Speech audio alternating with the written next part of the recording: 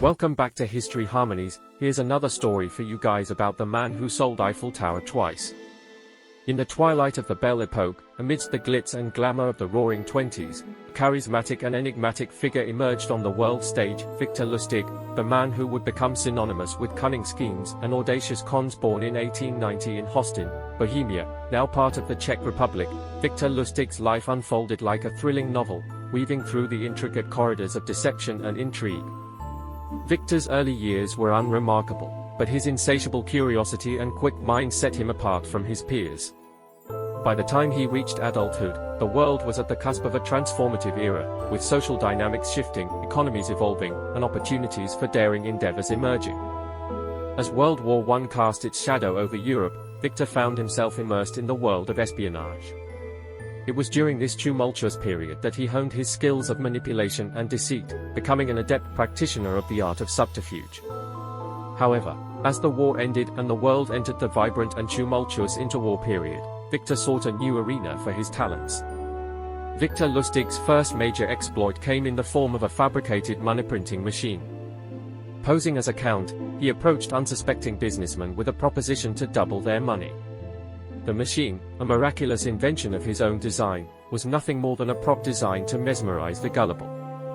Before his victims realized the deception, Victor vanished, leaving them with worthless bills and a lesson in the school of hard knocks. But it was his audacious act involving the Eiffel Tower that would elevate Victor Lustig from a mere con artist to a legend in the annals of crime. In 1925, Victor arrived in Paris, the city of lights and dreams, armed with an ingenious plan to sell the iconic Eiffel Tower. Posing as a government official, he convinced a group of wealthy Parisian businessmen that the maintenance costs of the towering structure had become too burdensome, and the government had decided to sell it for scrap. The businessmen, blinded by their own greed and perhaps the audacity of the proposal, bought into Victor's narrative. In a clandestine auction, they handed over a substantial sum, and Victor vanished into the Parisian mist, leaving behind nothing but shockwaves of disbelief and a city that had been duped. News of the Eiffel Tower's sale spread like wildfire, making headlines around the world. Parisians, initially incredulous, were left to grapple with the reality that their beloved symbol had fallen into the hands of a charlatan.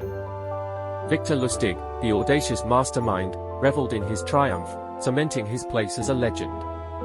But Victor's tale did not end there. Perhaps fueled by the intoxication of his own success, he returned to Paris a year later with an even more elaborate scheme.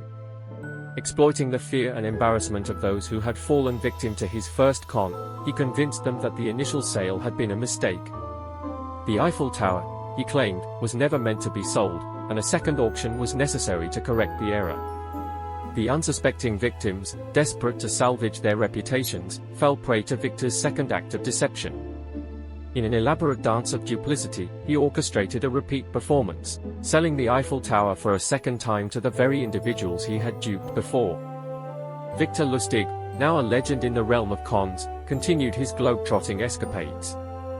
From the glamour of Paris to the glitz of New York, he targeted the wealthy and powerful with his audacious schemes. Yet, the tables would turn on him in 1935 when he attempted to sell a counterfeit money-making machine to an American gangster.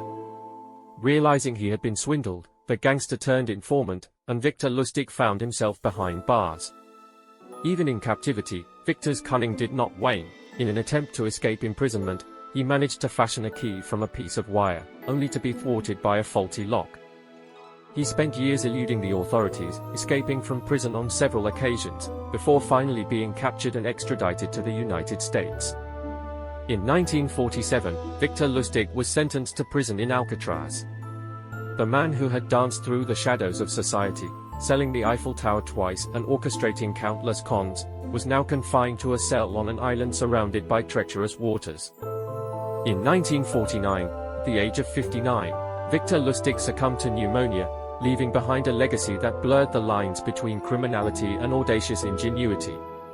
Victor Lustig's life, a tapestry woven with threads of deceit and charm, remains an enduring tale of a man who dared to challenge the status quo.